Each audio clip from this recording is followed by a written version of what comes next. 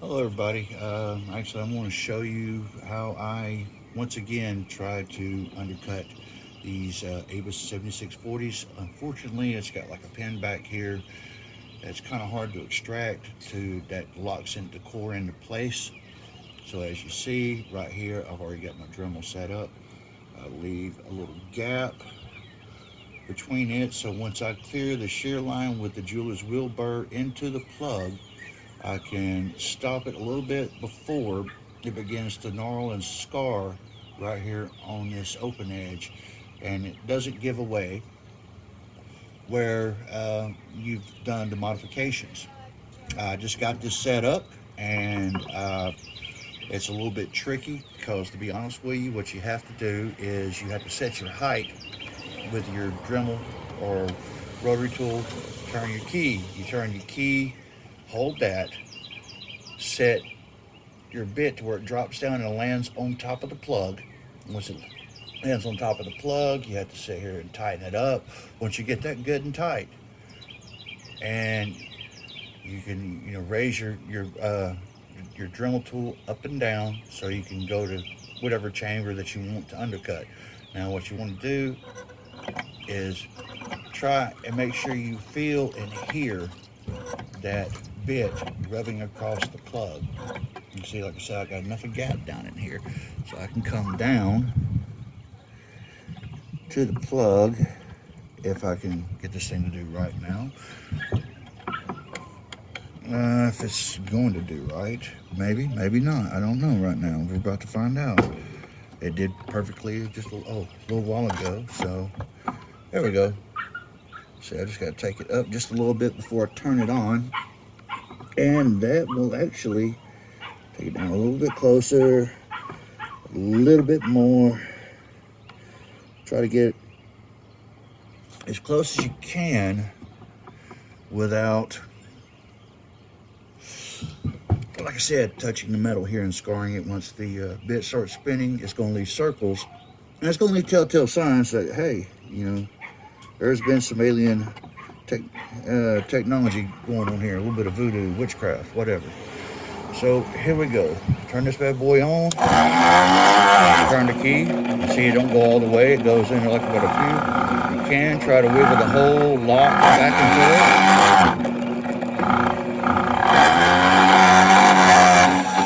it. Turn it off. Push that back up. And you loosen this back up. This is going to be the last time I'm going to be using this. I'm actually going to give it to someone I know who will get more use out of it than I will.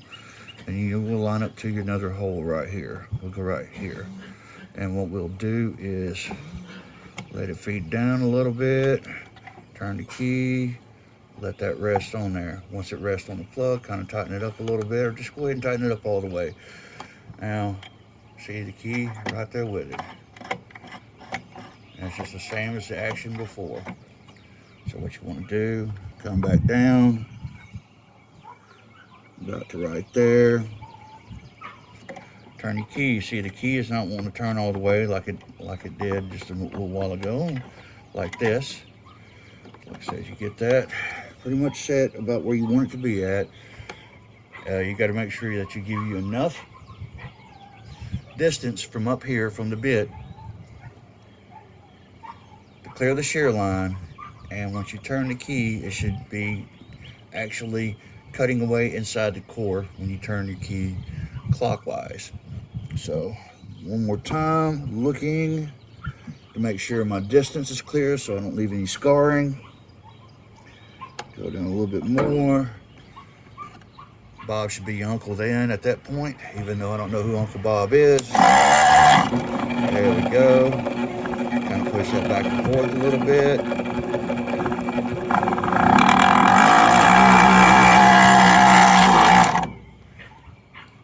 Key comes up.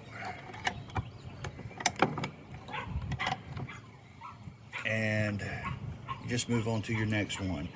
That's pretty much it. Just for people that haven't tried to undercut these, that's how you do it. It's a little tricky, and you're probably going to mess up with a couple of these, so always have you some spares. It's It's always going to be a learning experience, and my best to you when you do this. Oh, and if you plan on threading, be careful how you thread. You want to get all your undercuts on the chambers that you want. You can also do it, of course, undercut above. If you undercut above, you want to probably just go to the right side, and that right there itself is going to be tricky. You'll probably need one of these too. Um, you want to get all your undercuts done first before you even thread the chambers. 2.5 millimeter is not going to thread it. You'll probably need about a 2.7. You probably need a special tap. Your best bet is just to go easy with a 3.0, and be careful because you are going to chip away some of the metal in between the dividers of the chambers. It's not going to mess up your springs or your pins. It's going to happen. Unfortunately, that's the only downfall. But, other than that, this is how you do it. I hope you learned something. If you ever tried it, if you just try this if you want to, I can't twist your arm. I just want to share this with you. So if you do decide to try this, you kind of know what's up. All right, everybody, you take care. Have a great weekend. Have a great week. Bye.